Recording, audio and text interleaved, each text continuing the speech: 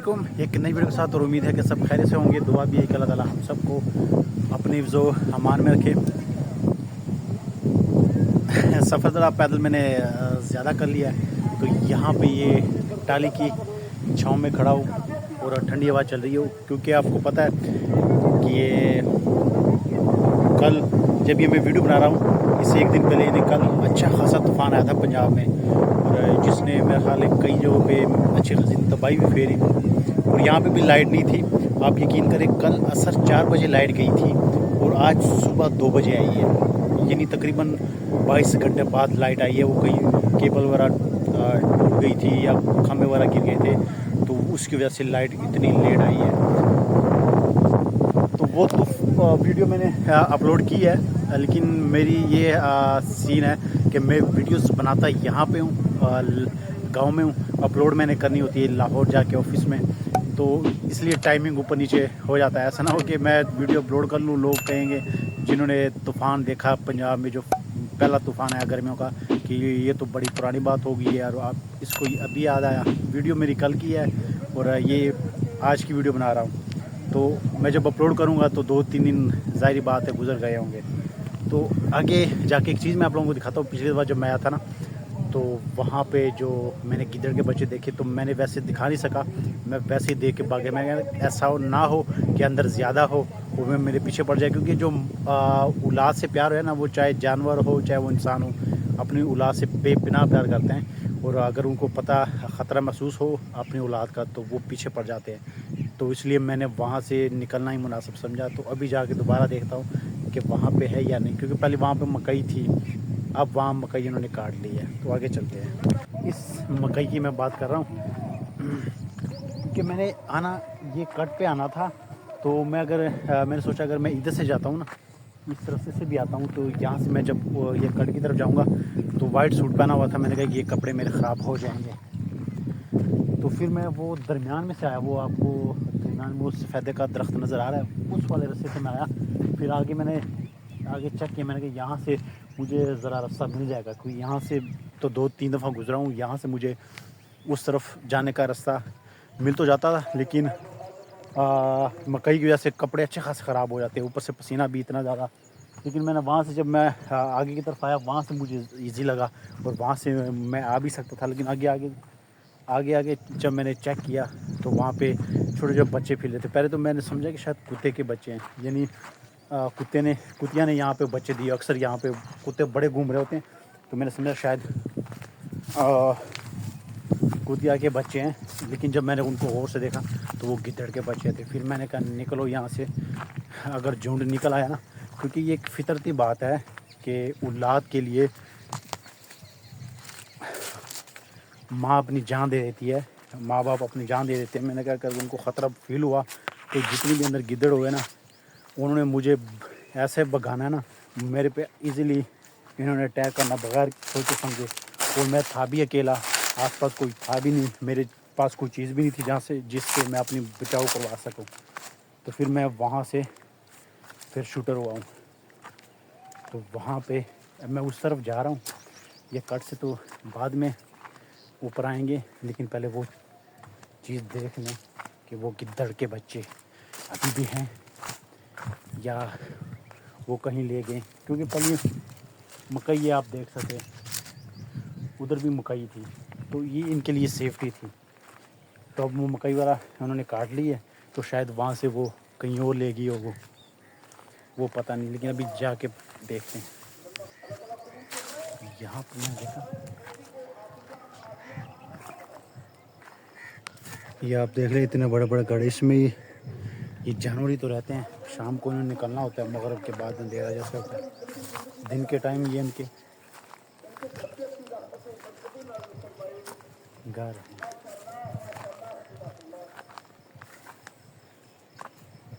نہیں, یہ مکئی کاٹ لی نا, تو اس وجہ سے انہوں نے پھر یہاں سے نکلنا ہی مناسب سمجھا. وہاں سے موڑ کے آیا ہوں, جیسے میں نے کہا کہ یہاں سے میں ایزیلی نکل جاؤں گا.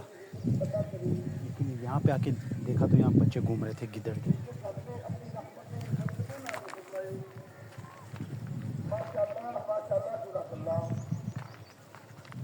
دیکھ سکتے ہیں.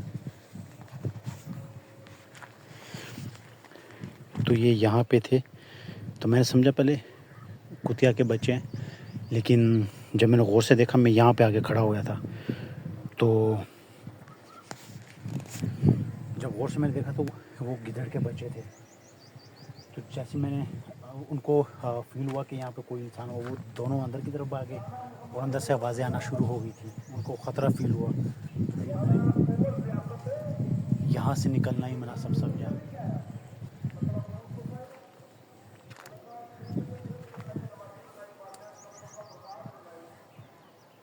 یہ یہاں پہ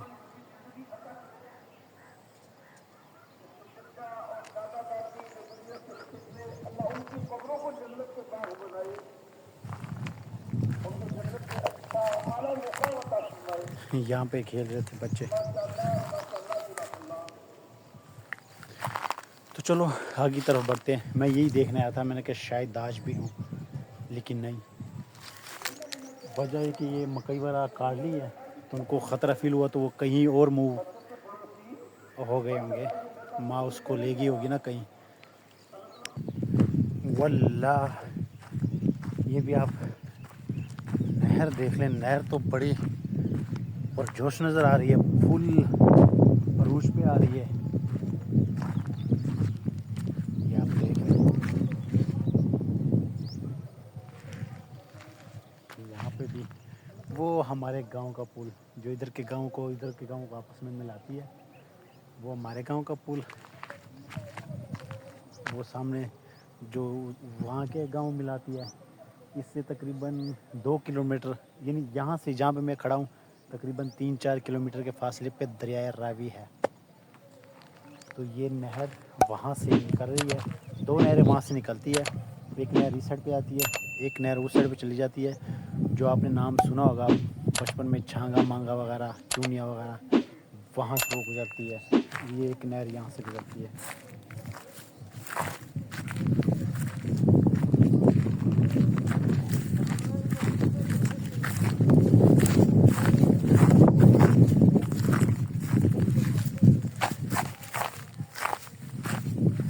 یہ آپ دیکھ رہے ہیں فل عروج پہ ہے.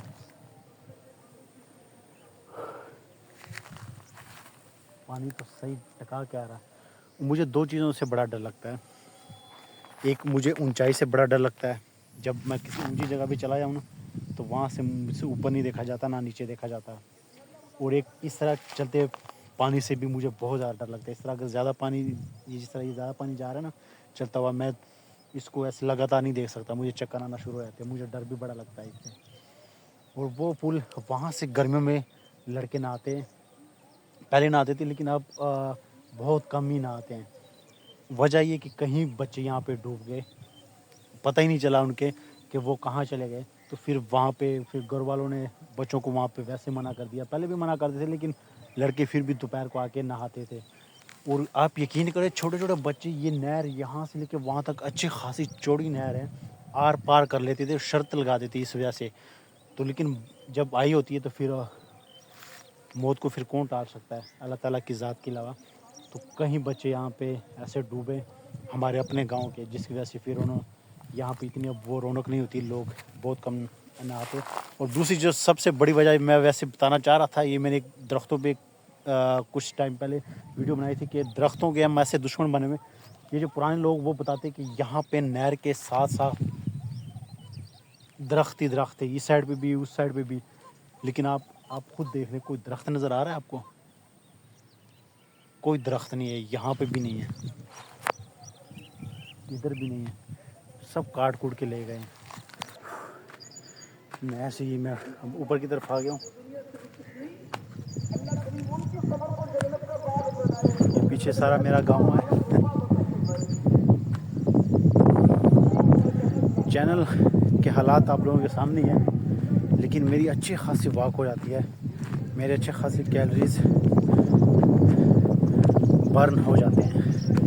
تو ابھی بھی میری حالت دیکھ سکتے ہیں. گرمی اتنی نہیں ہے، اور موسم کی وجہ سے جو کل پرسوں جو ہوا چلی تھی، ہلکی بارش ہوئی، اس سے موسم ذرا نارمل ہو گیا ہے. لیکن پیدل چل چل کے یہ پسینہ آتا ہے. اور یہ رومال میں نے رکھا ہوئی اس وجہ سے یہ ہے کہ یہ میں گرمیوں میں میرے گلے میں ہوتا ہے پسینہ صاف کرنے کے لیے. تو آپ خود دیکھ سکتے ہیں میرا ماتھا پسینے سے بالکل بھرا ہوا ہے.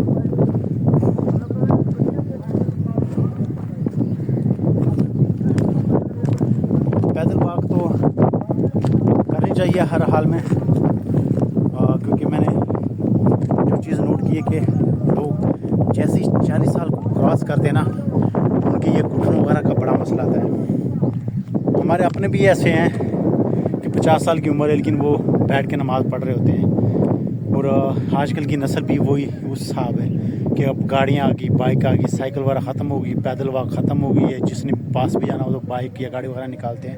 میں کہتا ہوں چلو سہولت ہے، ایک بہت بڑی سہولت ہے، لیکن یہ ہماری بربادی بھی ہے اگر ہم اس کو غلط استعمال کریں. اب جہاں میں جاب کرتا ہوں آفس کے سامنے سوسائٹی ہے، وہاں پہ آس پاس کے لوگ ہیں، لوگ لینڈ کروزروں میں آ رہے ہوتے ہیں، V8 میں اور کیا سپورٹیج میں اور ہونڈا سیوک میں، اس طرح گاڑیوں میں آ رہے ہوتے ہیں. حالانکہ پاس پاس گھر ہوتے ہیں جمعے والے دن، چاہے وہ سردی ہو گرمی ہو. تو ٹھیک ہے، گاڑی ہر بندے کے پاس ایک سہولت ہے، اچھی چیز ہے، لیکن اس طرح استعمال کرنا پھر بعد میں کیا ہوتا ہے کہ 50 سال میں کی عمر میں ہمارے گھٹنے وغیرہ یہ بالکل کام کرنا شروع ہو جاتے ہیں. اور 60 سال کی عمر میں تو ہم سے چلنا پھرنا ہمارا محال ہو جاتا ہے. ہم چھڑی سے بھی نہیں چل سکتے، اس سہارے سے بھی نہیں چل سکتے. تو یہ بالکل ہمارا ہماری یہ چیز بالکل فارغ ہو چکی ہوتی ہے. تو پیدل واک کو معمول بنائے، جہاں ضرورت ہو بائک نکالے، گاڑی نکالے، اگر اللہ تعالیٰ نے جہاز دیا تو جہاز بھی نکالیں. لیکن ایسا نہیں ہے کہ پاس جانا ہو تو بائک، پاس جانا ہو تو گاڑی. ان چیزوں سے میں کہتا ہوں بہت کیا کہتے ہیں، صرف پیدل واک جتنی بھی ہم کریں گے اتنا ہی ہمارا فائدہ ہے. اور اس ولاگنگ کے چکر میں شکر ہے مجھے بھی اس چیز کی عادت پڑ گئی ہے کہ میں جب بھی گاؤں میں ہوتا ہوں تو یہ میں کہتا ہوں آس پاس جتنے بھی کھیت ہیں نا، میں چپا چپا ڈھونڈ مارتا ہوں، صرف یہ ولاگنگ کے چکر میں. لیکن وہ میری عادت اب بن گئی ہے نا، ولاگ نہ بھی بناؤں تو مجھے عجیب سی فیلنگ آ رہی ہوتی ہے کہ یار مجھے نکلنا چاہیے واک کے لیے. تو پھر میں کہیں نہ کہیں نکل آتا ہوں. اب صبح بھی میں اٹھ کے نا جلدی تو میں صبح کے ٹائم تو میں ویڈیو نہیں بناتا، لیکن وہ عادت جیسے میں نے بتایا کہ بن چکی ہے کہ صبح بھی تو اب میں گھر کے آس پاس گھوم رہا ہوتا ہوں. 1-2 چکر میرے لگ جاتے ہیں. جو صبح کی ہوا کا جو مزہ ہے نا، وہ سواد اس کا بندہ اندازہ نہیں لگا سکتا. تو اس لیے پیدل واک زیادہ سے زیادہ کریں، جہاں گاڑی بائک کی ضرورت ہو بالکل نکالیں. لیکن یہ نہیں کہ اب بندہ پاس شاپ ہو دوسرے قدم پہ بندہ وہاں پہ بھی گاڑی نکالے اور بائک نکالے. اس میں ہمارا اپنا فائدہ ہے. ہمارے گھٹنے وغیرہ یہ چیزیں، ٹانگیں وغیرہ یہ صحیح اینڈ تک کام کرتی رہیں گی. ورنہ 40 سال کی عمر میں پھر ہم بیٹھ کے نماز پڑھیں گے، پھر چھڑی سے بھی ہمارے لیے چلنا محال ہو جائے گا. اس بلندی پہ ویڈیوز میری اکثر لمبی ہو جاتی ہے. میں کوشش کرتا ہوں کہ 8-10 منٹ کے درمیان ہو، لیکن 10 منٹ سے اوپر چلی جاتی ہے. اور آج کا میرا خیال وہی حال ہوا ہے کہ ویڈیو 10 منٹ سے اوپر چلی گئی ہے. تو اس لیے میں اب آج کی ویڈیو کا اختتام ادھر ہی کرتا ہوں. انشاءاللہ ملتے ہیں نیکسٹ ویڈیو میں، تب تک دیجیے اجازت. اللہ حافظ.